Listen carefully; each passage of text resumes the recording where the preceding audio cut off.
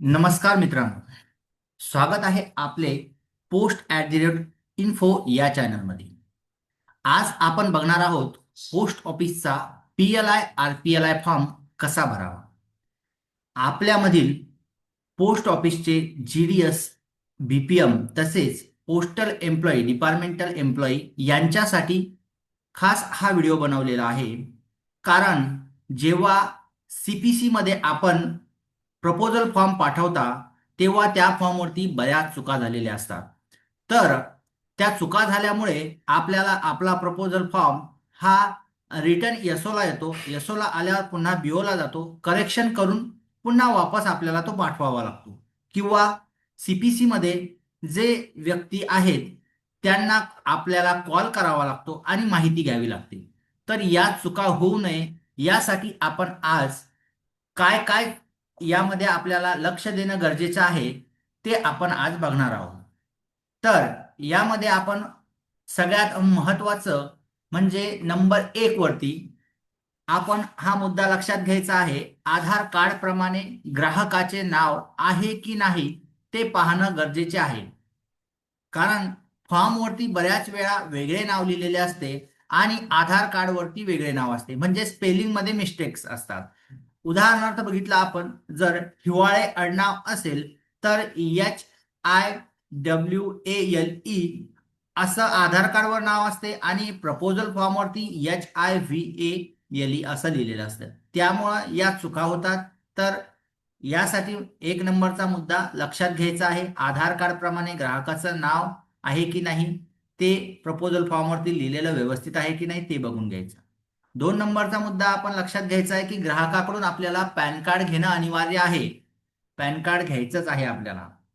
3 नंबरवरती आपण बघू शकता की प्रपोनंटचे स्पाऊसचे नाव जे आहे ते लिहिणं आपल्याला गरजेचं असतं, अनिवार्य असतं. कारण RPLIचा जो फॉर्म असतो तिथे कुठेही आपल्याला ऑप्शन दिलेला नसतो. वारसदारामध्ये जेव्हा आपण लिहितो पत्नी तेव्हा ठीक आहे, पण वारसदारामध्ये आपण पत्नीच्या व्यतिरिक्त जर नाव टाकलेलं असेल, म्हणजे जो प्रपोनंट आहे त्यानं टाकलेला असेल, तर स्पाऊसचं नाव आपल्याला ज्या सिस्टीममध्ये माहिती भरली जाते तेव्हा स्पाऊसचं नाव लिहिणं कंपल्सरी असतं. म्हणून फॉर्मवरती जिथे कुठे जागा असेल तिथे स्पाऊसचं नाव लिहायचं आहे. ठीक आहे. त्यानंतर महिला प्रपोनंट असेल तर त्यांच्या मुलांची संख्या लिहिणं गरजेची आहे. याशिवाय त्या जर गर्भवती असेल तर आहे किंवा नाही ते पण लिहायचं आहे, कारण तिथे कॉलम दिलेला आहे तुम्हाला, तो कॉलम भरणं आवश्यक आहे.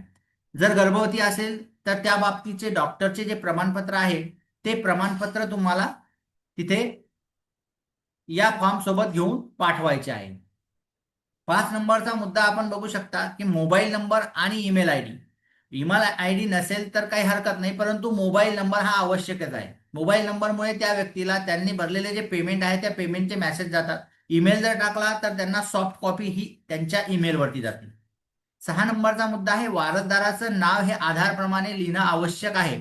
तसेच शॉर्टमध्ये लिहायचं नाही, म्हणजे इनिशियल मध्ये लिहायचं नाही. जसं की नाव जर गणेश सुरेश वायाळ असं असेल तर GS वायाळ असं न लिहिता पूर्ण गणेश सुरेश वायाळ असंच लिहायचं आहे. आणि आधारवरील जे स्पेलिंग आहे ॲज इट इज तेच स्पेलिंग आपल्याला तिथे टाकायचंय. पुढे त्याचा आधार नंबर सुद्धा असतो वारसदाराचा, तो आधार नंबर सुद्धा लिहून द्यायचा आहे. 7 नंबरचा मुद्दा आहे वारसदाराची जन्मतारीख लिहिणे आवश्यक आहे. कारण बरेच जण ही वारसदाराची जन्मतारीख लिहितच नाही, त्यामुळं त्यांना पुन्हा फोन करावा लागतो आणि ती माहिती घ्यावी लागते. त्यामुळं आपण बिलकुल विसरायचं नाही की वारसदार जर टाकलेला आहे तर त्याची जन्मतारीख त्या समोर पूर्ण टाकणे गरजेची आहे. फक्त वर्ष लिहायचं नाही. तर जर जन्मतारीख 1/7/1990 असेल तर याचप्रमाणे लिहायचं, फक्त 1990 लिहायचं नाही. 8 नंबरचा मुद्दा आहे वारसदार जर अवयस्क असेल तर आपल्याला अपॉइंटीचं जे नाव आहे ते नाव लिहिणं गरजेचं असतं. तेव्हा नाव लिहिल्यावरती त्यासोबत असलेले नाते, अपॉइंटी सोबत असलेले नाते काय आहे, त्याचे आजोबा आहे, आजी आहे, ग्रँडफादर आहे, ग्रँडमदर आहे की अंकल आहे, ते तिथे लिहायचं आणि त्यांची जन्मतारीख सुद्धा तिथे लिहिणं गरजेची आहे. 9 नंबरचा मुद्दा आहे आपला पॉलिसी धारकाचं उत्पन्न. बरेच जण पॉलिसी धारकाचं उत्पन्न लिहित नाही, मेन्शन करत नाही. पॉलिसी धारकाचं उत्पन्न त्यावरती लिहिणं गरजेचं आहे. आता आपण PLI ही जे प्रोफेशनल व्यक्ती आहे त्यांच्यासाठी सुद्धा आपण PLI काढू शकतो, किंवा RPLI जरी काढली असेल तर त्यांचं जे उत्पन्न आहे मंथली, मासिक उत्पन्न किती आहे ते तिथं लिहिणे गरजेचं आहे, म्हणजे जेणेकरून आपल्याला उत्पन्नाच्या सोर्सचा दुसरा कोणताही पुरावा घेण्याची गरज राहणार नाही. आरपीएलआय मध्ये त्या व्यक्तीचा व्यवसाय लिहिणं गरजेचं आहे. आता आपण ज्यावेळेस आरपीएलआय फॉर्म भरतो त्यावेळेस तिथे लिहिलेलंच नसतं, तो कॉलम ब्लँक सोडलेला असतो. पण तो व्यक्ती वर्कर आहे की जर महिला असेल तर हाऊसवाईफ आहे, लेबर आहे, जे असेल ते तिथं लिहिणं गरजेचं आहे. त्यानंतर ग्राहकाची जी सही आहे ती आणि एजंटची सही, म्हणजे ज्या व्यक्तींनी हे प्रपोजल जे आहे, ज्यांनी माहिती दिलेली आहे, जे एजंट आहेत, त्यांची सही बऱ्याच वेळा मिसमॅच झालेली असते किंवा ग्राहकाची सही आपण मिसमॅच केलेली असते, ती घेतलेली नसते. त्यामुळं सर्वात प्रथम फॉर्म हातामध्ये टेकवल्यावरती त्याची ग्राहकाची सही घेणं गरजेची आहे आणि सर्व माहिती चेक करून झाल्यावर, डॉक्युमेंट चेक करून झाल्यावर आपली म्हणजेच एजंट जे जीडीएस बीपीएम किंवा पीए असतील, ज्यांनी हे प्रपोजल ओपन केलेलं आहे, त्यांची सही तिथे असणं गरजेची आहे. 12 नंबरचा मुद्दा आपण बघू शकता, मेडिकल सर्टिफिकेटची माहिती भरून पाठवणे तसेच तारीख लिहिणे. आता बघा, बऱ्याच वेळा काय होते की जो आपला मेडिकल सर्टिफिकेटचा जो कॉलम आहे त्या कॉलम मध्ये माहिती भरलेली नसते. तिथे शिक्का ऑलरेडी तुम्हाला फॉर्म आलेला असतो, शिक्का मारलेला असतो, तिथे डॉक्टरांची सही असते, परंतु तुम्हाला तिथे नाव लिहिणं सुद्धा गरजेचं आहे. प्रपोजलचं नाव लिहायचं आहे आणि ज्या दिवशी हे प्रपोजल इंडेक्सिंग होत आहे त्या दिवशीची तिथे तारीख टाकायची. 13 नंबरचा मुद्दा बघू शकता, प्रपोजल डेट आणि डिक्लेरेशनची डेट लिहिणं आवश्यक आहे. फॉर्म तर भरतात पण 90%च्या वरती लोक प्रपोजल डेट आणि डिक्लेरेशन डेट लिहितच नाही. ज्या दिवशी आपण इंडेक्सिंग केलेलं आहे तीच तारीख आपल्याला प्रपोजल डेट आणि डिक्लेरेशन डेट टाकणं आवश्यक असते. त्यामुळे ही बाब लक्षात घ्यायची आहे. 14 नंबरचा मुद्दा आहे की पॉलिसी इंडेक्स करत आहात ती तारीख आपल्याला मेडिकल केल्याची तारीख लिहायची आहे. हे अगोदरच क्लिअर केलं मी, तर ही बाब लक्षात घ्या. त्यानंतर 15वा मुद्दा आपला बघू शकता, आरपीएलआयच्या बाबतीत कॉन्फिडेन्शियल रिपोर्ट बरोबर भरणे गरजेचे असते, तो बरेच जण भरत नाही. तर कॉन्फिडेन्शियल रिपोर्ट जो असतो आरपीएलआय मध्ये शेवटचं पेज जे दिलेलं असतं त्यामध्ये ती पूर्ण माहिती, तुम्ही त्याच्या रिलेटेड आहात का, त्याला काही आजार आहेत का, हे सर्व जी माहिती आहे त्यात 5-6 मुद्दे दिलेले असतात. ते पूर्ण मुद्दे जे आहेत ते वाचायचे व्यवस्थित, त्या रिलेटेड माहिती भरायची. ठीक आहे. त्यानंतर प्रत्येक डॉक्युमेंट जो आहे हा सेल्फ अटेस्टेड असणं गरजेचे आहे. ज्यावेळेस आपण प्रपोजल घेतो त्यावेळेस त्यांचे जे डॉक्युमेंट घेतो तर त्यामध्ये आधार कार्ड, पॅन कार्ड, त्यांची डिग्री सर्टिफिकेट असेल किंवा आय कार्ड असेल, त्याचे जे झेरॉक्स घेतलेले आहेत त्या सर्व डॉक्युमेंट्स वरती आपल्याला त्यांची सही ही घेणं गरजेचे आहे, म्हणजे त्यांचं सेल्फ अटेस्टेड असणं गरजेचं आहे. त्यानंतर बघू शकता आपण 17वा मुद्दा आहे आपला, जर पोस्टाची पॉलिसी यापूर्वी त्यांनी काढलेली असेल तर ग्राहकास विचारायचं की या अगोदर पीएलआय आरपीएलआय काही काढलेला आहे का, असेल तर त्याचे जे डॉक्युमेंट्स आहेत त्यावरून त्यांचा पॉलिसी नंबर घेऊन आपल्याला एक कॉलम दिलेला असतो प्रपोजल फॉर्म वरती, तिथे त्यांचा पॉलिसी नंबर आणि ती डिटेल भरायची आहे. आता पीएलआय साठी लागणारे कागदपत्र कोणकोणते आहेत, तर पीएलआय जर आपण एखाद्या व्यक्तीची ओपन करत आहोत तर त्यासाठी त्या व्यक्तीचं Aadhaar card, PAN card, passport size photo, departmental I card किंवा सॅलरी स्लिप, प्रोफेशनल असल्यास त्यांची डिग्री, डिप्लोमा म्हणजे डिप्लोमाचं प्रमाणपत्र किंवा फायनलची मार्कशीट, एवढे डॉक्युमेंट्स आपण पीएलआय काढण्यासाठी घेऊ शकतो.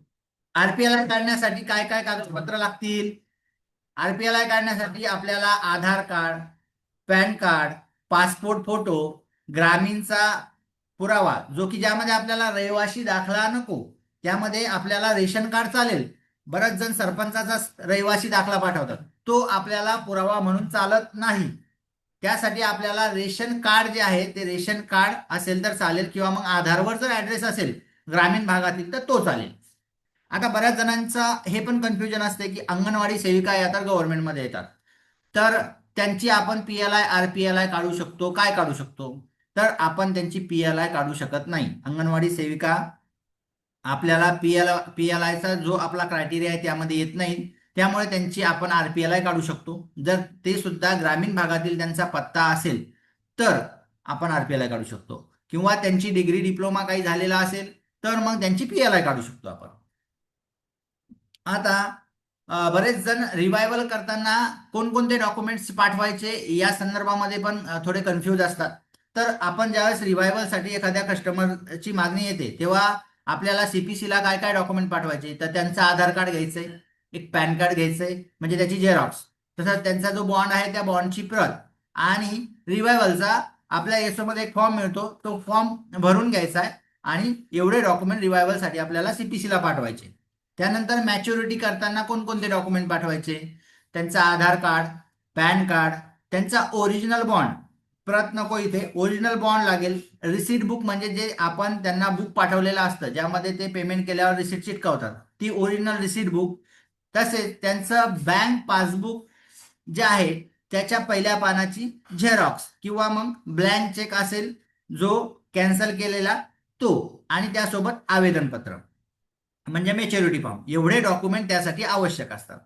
याशिवाय हे मॅच्युरिटी किंवा रिव्हायवलसाठी ज्यावेळेस सीपीसी मध्ये हे डॉक्युमेंट आवेदनपत्रासोबत पाठवले जातात त्यावेळेस त्यावरती तुमच्या एसओचे जे एसपीएम आहे किंवा पोस्टमास्टर आहेत, एचओचे पोस्टमास्टर जे कोणी असेल, ज्या अंतर्गत तुमचं बीपीएम यांचं ब्रँच ऑफिस येत असेल, त्यांच्या एसपीएम यांचा सही व शिक्का त्यावरती आवश्यक असेल.